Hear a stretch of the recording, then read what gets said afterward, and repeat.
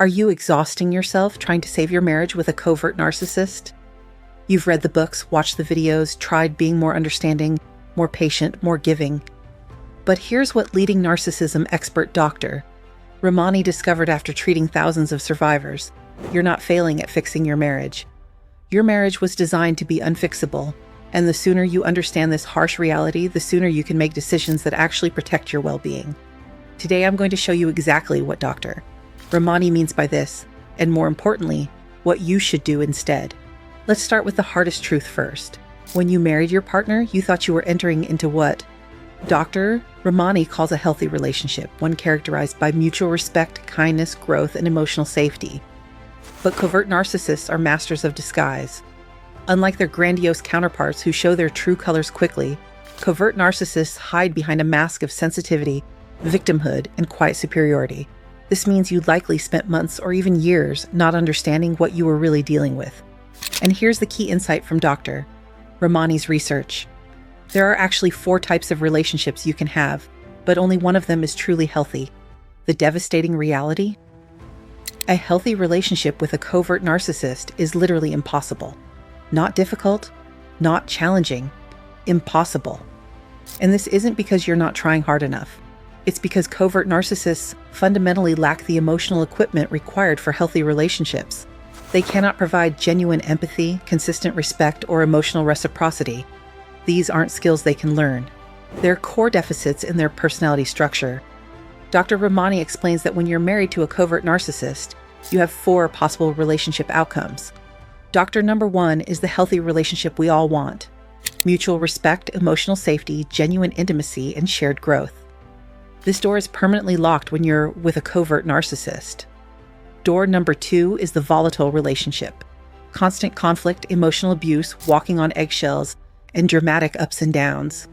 This is obviously harmful and unsustainable. Door number 3 is what Dr. Ramani calls structured indifference. This is where the relationship becomes emotionally flat. You coexist, but there's no real connection, joy, or intimacy. It's like being roommates who occasionally hold hands. Door number 4 is complete capitulation, where you give up all your needs and become entirely focused on managing your partner's emotions and demands.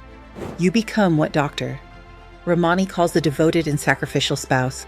Here's what most people don't realize.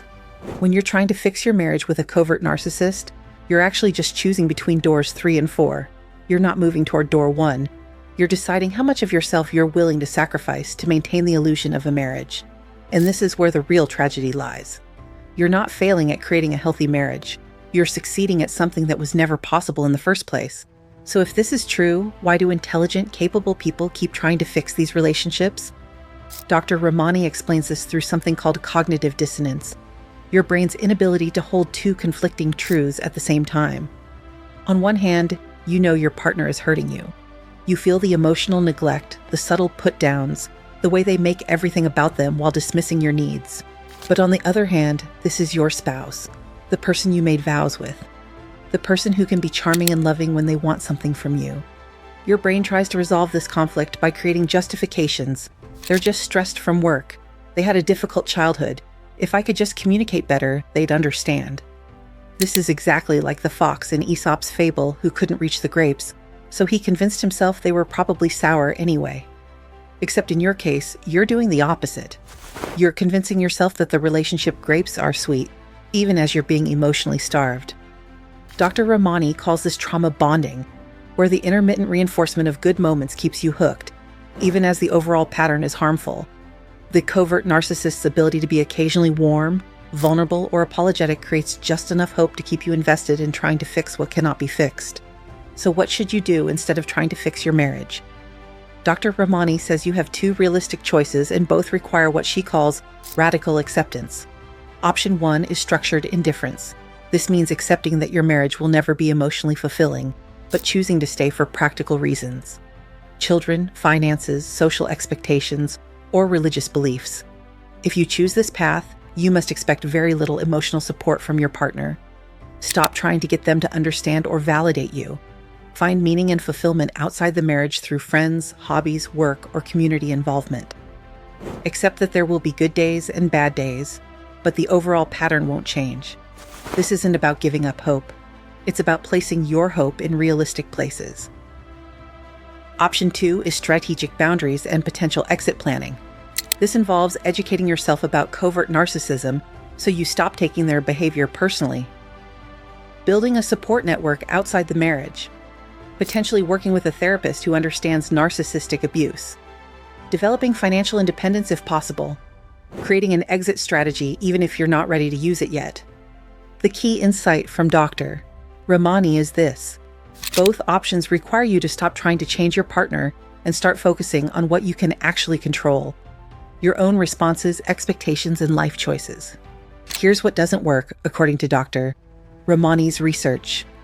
Staying in the relationship while maintaining hope that your partner will change. This middle ground is the most psychologically damaging because it keeps you in a constant state of disappointment and self-blame. Every time your partner shows a moment of kindness or insight, you think, see, they can change. But then they revert to their typical patterns, and you blame yourself for not being patient enough or loving enough. Dr. Ramani is clear: covert narcissistic patterns don't change. Not when they retire, not when they get therapy, not when you have children, not when you move to a new city. The sooner you accept this reality, the sooner you can make decisions based on what is, rather than what you hope might be. This doesn't mean you have to leave immediately. It means you stop wasting your emotional energy trying to create something that's fundamentally impossible. If you're watching this video, you're probably realizing that you've been trying to solve the wrong problem. You thought the problem was that you weren't good enough at fixing your marriage. But the real problem is that you've been trying to fix something that was designed to be broken. Dr. Ramani's message is both heartbreaking and liberating. You are not responsible for your partner's inability to love you the way you deserve. Your only responsibility is to yourself and your own well-being. In my next video, I'll cover the specific signs that distinguish covert narcissism from other relationship challenges, because understanding exactly what you're dealing with is the first step toward making empowered decisions. If this video helped you see your situation more clearly, please subscribe and share it with someone who might need to hear this message. Remember, you deserve a relationship where you don't have to shrink yourself to make someone else comfortable.